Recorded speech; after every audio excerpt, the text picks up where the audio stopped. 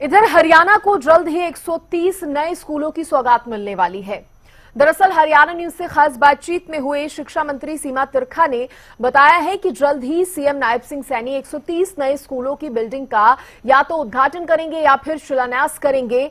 वहीं इस दौरान सीमा तिरखा ने भूपेंद्र हुड्डा पर भी जमकर निशाना साधा है। क्या कुछ कहा है सीमा तिरखा ने, सुनाते हैं आपको।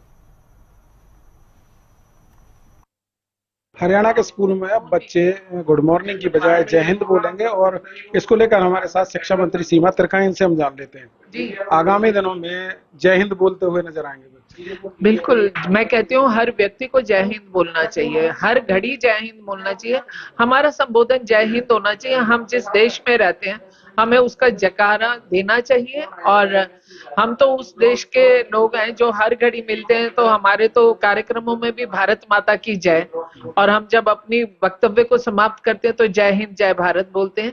तो मैं ये चाहती हूँ कि हमारे स्कूलों के बच्चे जो स्कूल में आकर के किताबी ज्ञान लेते हैं और उसके साथ साथ संस्कारों का भी बीजारोपण होता है, तो वही स्थान है जहां से जय हिंद की शुरुआत होनी चाहिए।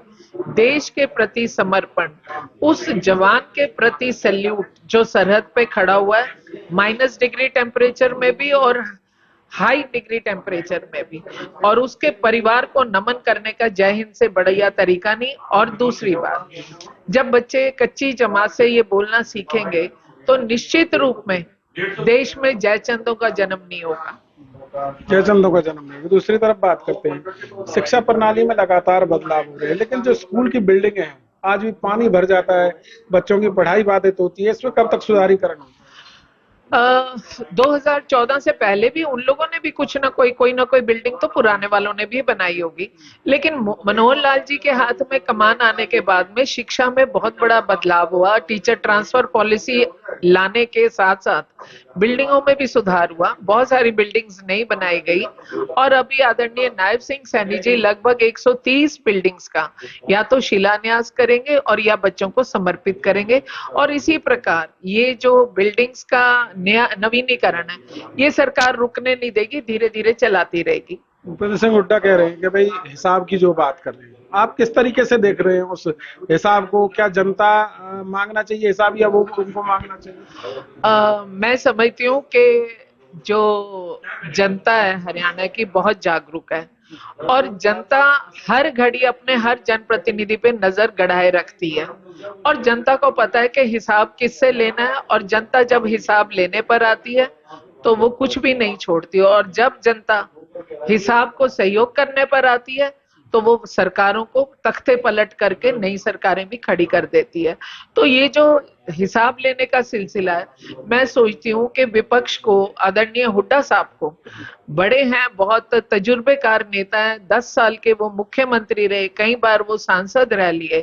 मैं समझती हूँ कि आदमी को सबसे पहले अपने गिरेबान में झांक करके देखना चाहिए कि जब हम थे तो तब क्या था।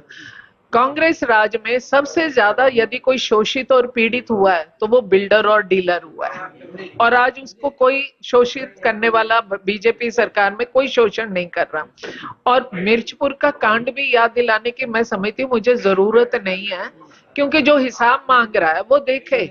और ये वही हरियाणा है जिसमें आदरणीय मनोहर लाल जी ने गरीबी रेखा 1,20,000 से बढ़ाकर के सालाना 1,80,000 करी, यानी आधे हरियाणा को मनोहर लाल जी ने सेवाएं दी हैं। इसके साथ साथ मैं बोलूंगी, जहां 1,20,000 वाले लोग आयुष्मान का फायदा ले रहे हैं, वहीं नायब सिंह सरकार उनको चिर आयु के नाम पर जो लोग रह गए उनको 5 लाख रुपए की सुविधा दे रही है। तो जनता का बही खाता तो जनता के पास वापस लौटा रही है नायब सिंह सरकार। तो इनों का हिसाब हमने क्या बताना है?